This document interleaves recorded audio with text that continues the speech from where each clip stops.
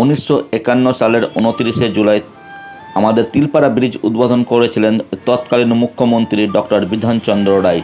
আর বর্তমান মুখ্যমন্ত্রী এর জন্য প্রায় 30 কোটি টাকা বরাদ্দ করলেন সংস্কারের জন্যে।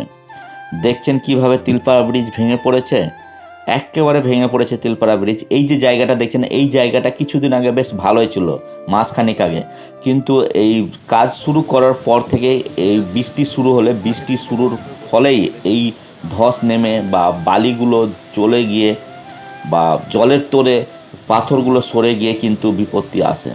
তো তিলপাড়া ব্রিজের দেখুন কিভাবে কাজগুলো ছিল, একেবারে লোহার পাত দিয়ে তৈরি ছিল। তো সেগুলো সমস্ত কিছু এই দ্রুত জল যাওয়ার ফলে কিন্তু ভেঙে পড়েছে। এই জল যাওয়ার ফলে দেখুন কি অবস্থা হয়েছে। এই নিচেটার অংশ, এই অংশগুলো কিন্তু কাজ চলছিল, মেরামতির কাজ চলছিল। আর কিভাবে ভেঙে পড়েছে, পিলারের ভিতরে কিন্তু রেল লাইনের পাত দিয়ে একবারে সোজা টানা আছে, তবু ভেঙে পড়েছে। এই ধারে জলাধর, সেভাবে জল নেই বর্তমানে, বৃষ্টি হলেই কিন্তু বেড়ে যাচ্ছে জলরাশি। তো আমরা একটু আমাদের এলাকার লোকজনের সাথে কথা বলে নেব কি সমস্যা। কোথায় গিয়েছিলেন ডাক্তার দেখাতে? কোথায় বাড়ি? মোহাম্মদ বাজার। কোথায় গিয়েছিলেন? সিউড়ি। আর বাড়ি? হ্যাঁ, শালবাদরা।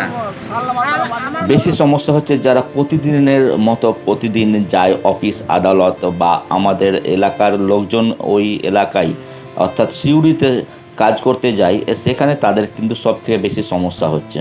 আর দেখছেন কিভাবে লোকজন ওপারে বাস দাঁড় করিয়ে দিচ্ছে, বাস থেকে নেমে হেঁটে হেঁটে কিভাবে লোকজন আসছে।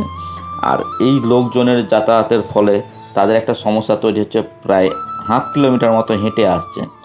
আর এই হচ্ছে এই আমাদের মোহাম্মদ বাজার বা সাঁইথিয়া বা রামপুরহাট আসার বাস এগুলো।